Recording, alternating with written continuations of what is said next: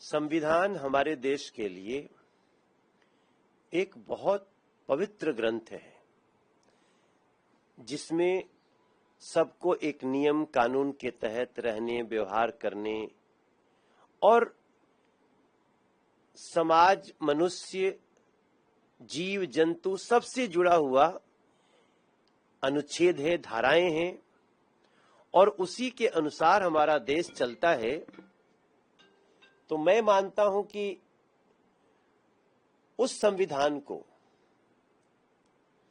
25 जून 1975 को कांग्रेस के शासन में उस संविधान को दरकिनार कर दिया गया, आपातकाल घोषित कर दिया गया।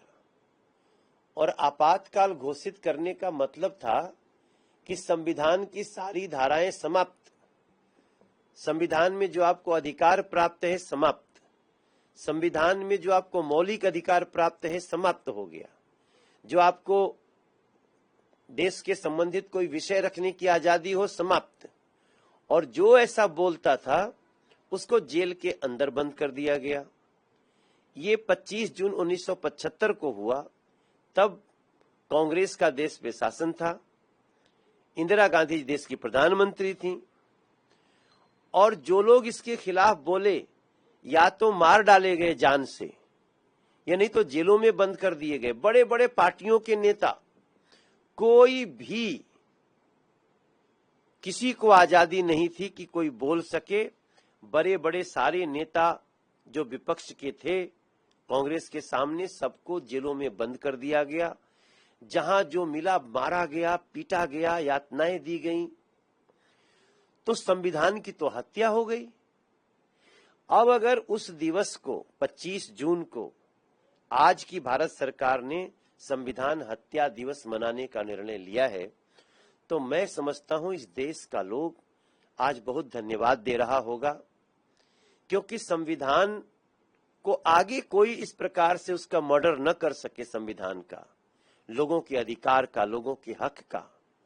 इसलिए उस दिवस को याद रखना है ताकि आने वाले दिनों में हम आज जो संविधान की चर्चा हो रही है उसके अनुसार चल सकें, समाज को सुरक्षित रख सकें। सर, लेकिन कांग्रेस का ये क्योंकि उस दिन प्राइम मिनिस्टर नरेंद्र मोदी की मॉरल डिफीट हुई है।